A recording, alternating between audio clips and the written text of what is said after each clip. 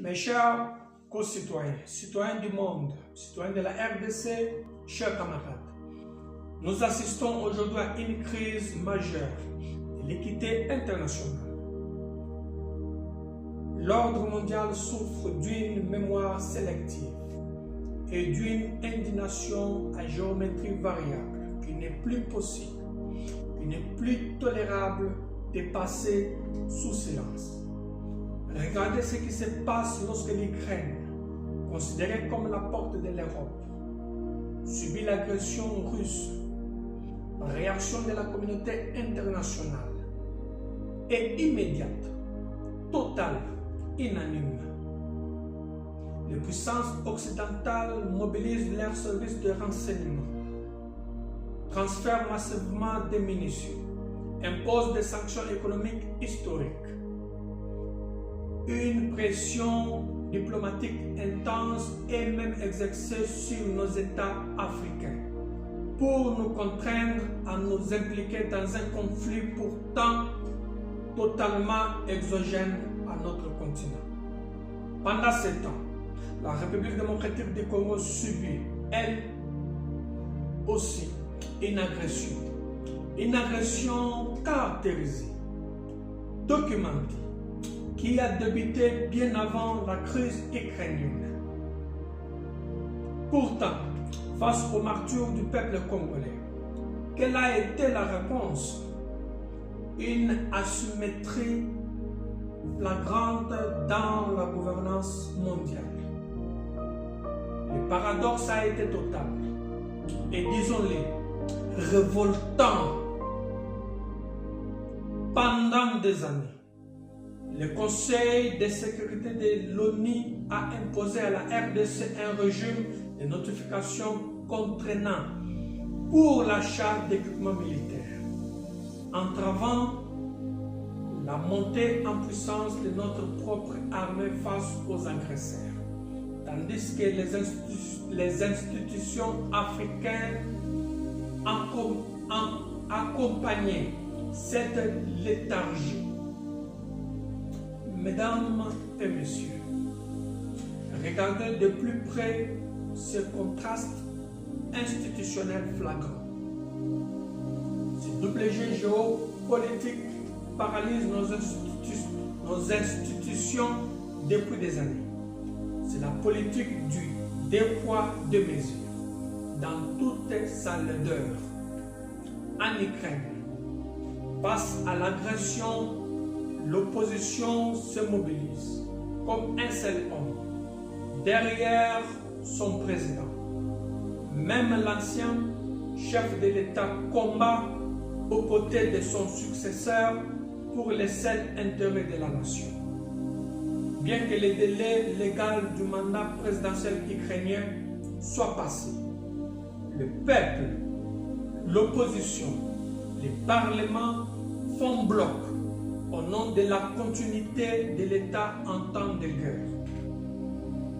Et le monde entier continue d'inviter et d'acclamer le président Vladimir Zelensky sur toutes les tribunes internationales. Mais quand il s'agit de la RDC, les règles changent étrangement. Chez nous, la guerre à l'Est persiste depuis plus de 25 ans. Le pays est ouvertement agressé.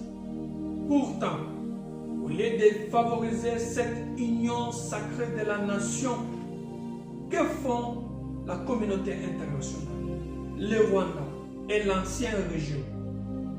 Ils s'allient pour instrumentaliser et financer l'opposition interne.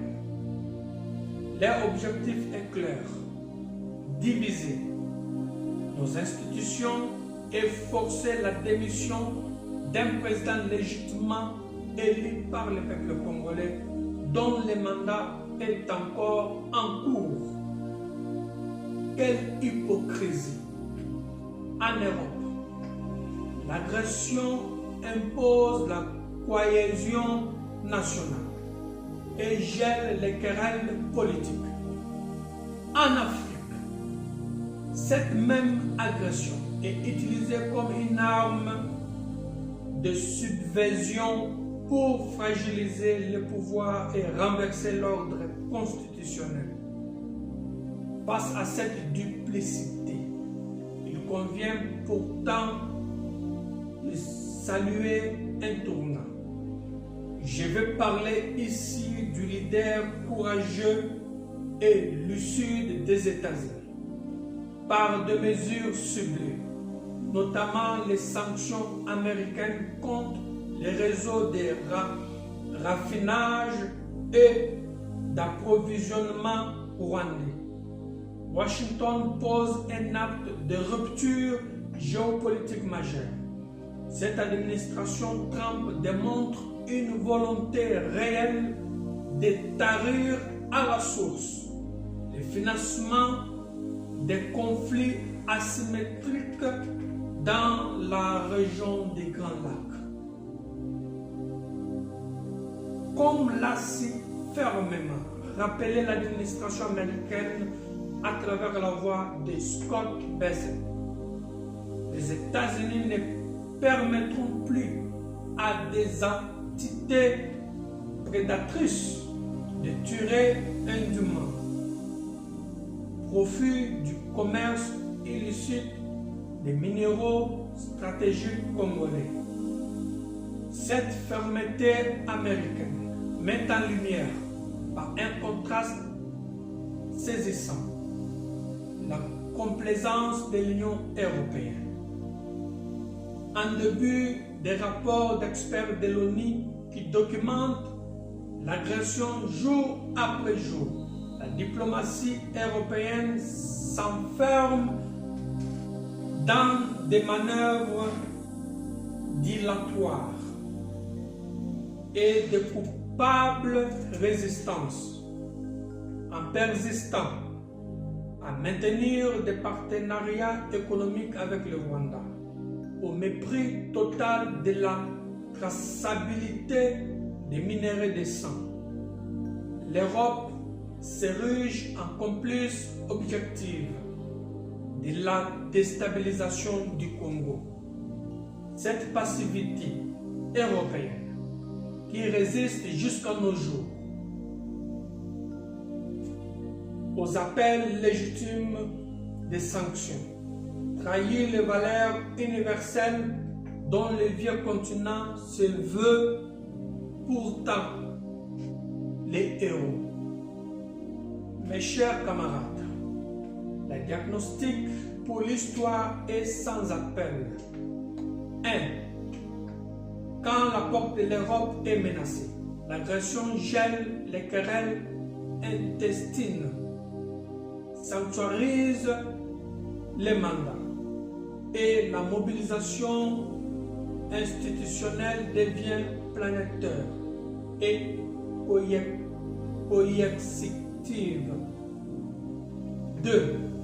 Quand le cœur de l'Afrique saigne, l'agression est exploitée pour diviser le pays et financer la déstabilisation politique interne, tandis qu'une partie du monde tourne les regards, préfère le profil à la justice. 3. L'audace américaine actuelle nous prouve une chose: le droit international peut être appliqué lorsqu'il existe une réelle volonté politique. 4. La résistance européenne actuelle nous démontre une autre vérité. La réelle politique des ressources l'emporte encore trop souvent sur l'éthique humaine. Ce discours est un appel à la lucidité, à la refondation des alliances. L'Afrique ne pourra jamais se stabiliser tant que son cœur sera poignardé dans l'indifférence ou la